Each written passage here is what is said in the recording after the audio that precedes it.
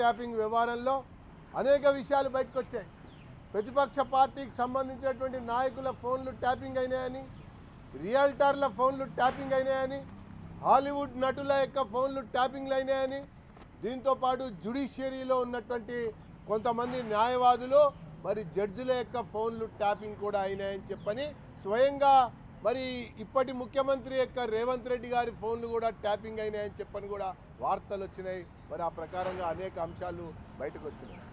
ఇంకొక ముఖ్యమైనటువంటి అంశం దీంట్లో,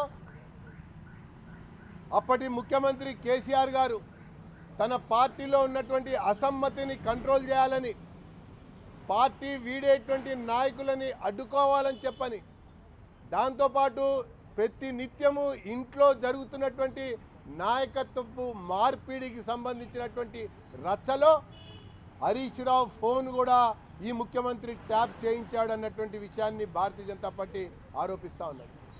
అంతేకాదు మరి దుబ్బాకలో మరి ఒంటేరు ప్రతాప్ రెడ్డి హరీష్ రావు మధ్య జరిగినటువంటి సంభాషణ కూడా ఆ మధ్య కాలంలోనే పత్రికలలో రావటం, ఆ తర్వాత హరీష్ రావుని మందలించటం, ఆ తర్వాత ఒంటేరు ప్రతాప్ రెడ్డిని బీఆర్ఎస్లోకి లాక్కోవడం కూడా మనం చూసామని చెప్పని నేను తెలియజేస్తూ, హరీష్ రావు యొక్క ఫోన్ని కూడా ముఖ్యమంత్రి ట్యాప్ చేశాడన్నటువంటి విషయానికి ఇది పెద్ద ఆధారం అన్నటువంటి అంశాన్ని కూడా నేను పేర్కొంటా ఉన్నా.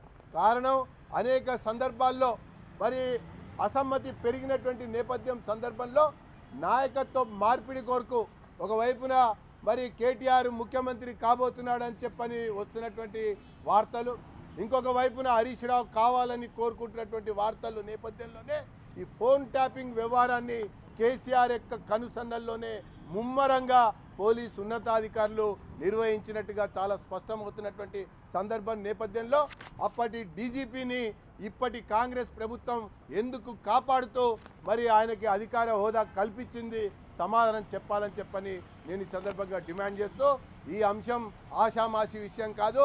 మొన్న ముఖ్యమంత్రి గారు మాట్లాడుతూ మరి స్థానికంగా ఉన్నటువంటి పోలీసులు దీన్ని పరిశోధిస్తూ ఉన్నారు, ఇన్వెస్టిగేషన్ చేస్తూ ఉన్నారు అన్నట్టుగా చాలా లైటర్ వేన్లో మాట్లాడినటువంటి విషయాన్ని నేను ఈ సందర్భంగా తెలియజేస్తున్నాను. ఇది ఆషామాషి అంశం కాదు. కేవలం అధికార పార్టీ నాయకులు, ప్రతిపక్ష పార్టీ నాయకులు, టాలీవుడ్ జడ్జెస్, మరి ఇతర వ్యాపారస్తులకు సంబంధించినటువంటి వ్యవహారమే కాకుండా అనేక రకాల కుట్రలు కుతంత్రాలు దాగి ఉన్నాయంటానికి కారణం ఆ యొక్క ఆధారాలని ధ్వంసం చేసినందుకు దీనిపైన ముమ్మాటికి సిబిఐ విచారణ జరిపించాలని చెప్పని నేను పేర్కొంటా ఉన్నాను.